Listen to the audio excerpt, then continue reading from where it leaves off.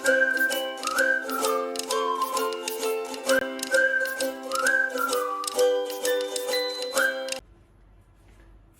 हम बात करेंगे real life use of exponents. हमने एक्सपोनेंट्स समझ लिया कि एक्सपोनेंट्स होते क्या हैं, बट उनका रियल लाइफ यूज कहाँ है, हम लोग कहाँ उनको पढ़ते हैं इन रियल लाइफ। तो जब एक्सपोनेंट पॉजिटिव होते हैं तो हमने एग्जांपल्स देखे थे 2 की पावर 5, 10 की पावर 11 एंड 22 की पावर 105। इस तरह से बहुत बड़े एक्सपोनेंट्स भी हो सकते हैं। तो ये 5, 11, 105 जो क्या है, ये एक्सपोनेंट्स है।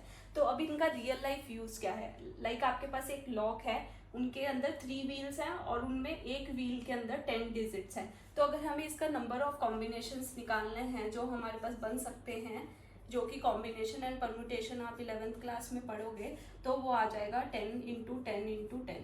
तो अब इनको हम सिंप्लीफाइड फॉर्म में इस तरह से लिख सकते हैं 10 की पावर 3। तो ये क्या है, ये जो है वो पॉजिटिव एक्सपोनेंट है।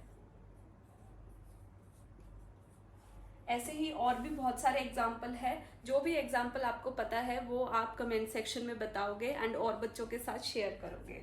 नेक्स्ट इज, जब हमारे पास जो एक्सपोनेंट है वो है नेगेटिव, तो क्या होता है, ये बताता है कि कोई चीज़ जो है वो कितनी छोटी है। लाइक बैट्स, जो जूलॉजी है उसमें वो लोग बहुत ज़्यादा नेगेटिव एक्सपोनेंट्स का यूज़ करते हैं। वो डिफरेंट पार्ट्स ऑफ बैट्स को मेज़र करते हैं, तो उनको ये चीज़ जो है एक्सपोनेंट्स जो है वो बहुत ज़्यादा यूज़ आते हैं नेगेटिव एक्सपोनेंट्स। तो लाइक अगर वेट की बात करें बैट की, एक बैट की, तो वो आता है 7 × 10 की पावर -2।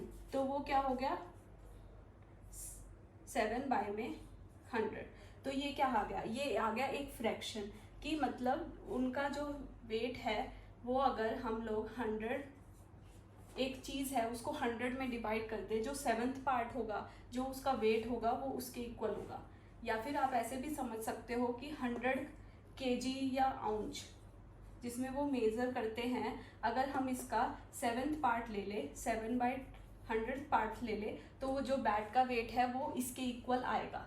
अगर इसका भी किसी को रियल लाइफ यूज़ पता है इसके अलावा, तो भी वो हमें कमेंट सेक्शन में बता सकता है।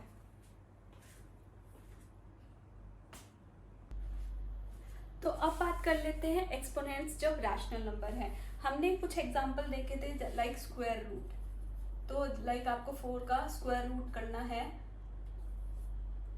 तो हम उसको ऐसे लिख सकते थे। तो ये क्या है, हमने ये रैशनल एक्सपोनेंट्स ही पढ़े। क्यूब रूट, किसी का क्यूब रूट करना है हमें,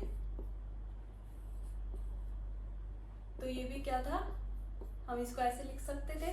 तो ये भी क्या था, जब एक्सपोनेंट जो है हमारे रैशनल है। इसके अलावा जो एक्सपोनेंट्स रैशनल होते हैं, रैशनल एक्सपोनेंट्स जिनको कहते हैं, वो जो है फाइनेंशियल इंडस्ट्री में सबसे ज़्यादा यूज़ होते हैं। लाइक उनके जो फॉर्मूलाज होते हैं कैलकुलेट करने के लिए, तो वो यूज़ करते हैं रैशनल एक्सपोनेंट्स को। तो आप देख सकते हो, हमें इन्फ्लेशन निकालना है एक होम के प्राइस का, ठीक है, जो P1 था पहले, अब P2 हो गया n ईयर्स के अंदर। तो हमें एनुअल रेट ऑफ इन्फ्लेशन निकालना है, उसका फॉर्मूला ये होता है I = P2/P1 की पावर 1/n-1। तो अगर हम P2 जो बाद का रेट है वो 25 lakhs ले लेते हैं, एंड पहले का रेट हम लोग 10 लाख ले लेते हैं, ओवर द ईयर 3 ईयर्स में ले लेते हैं, तो n आ जाएगा 3-1। तो आप देख सकते हो यहाँ पर हमारा एनुअल इन्फ्लेशन, जब आप इसको सिंप्लीफाई करोगे तो यहाँ पर आपको जो है रैशनल, जो हमने प्रॉपर्टीज पढ़ी थी एक्सपोनेंट्स की रैशनल के अंदर, उसकी हेल्प से ही आप इसको सिंप्लीफाई कर पाओगे।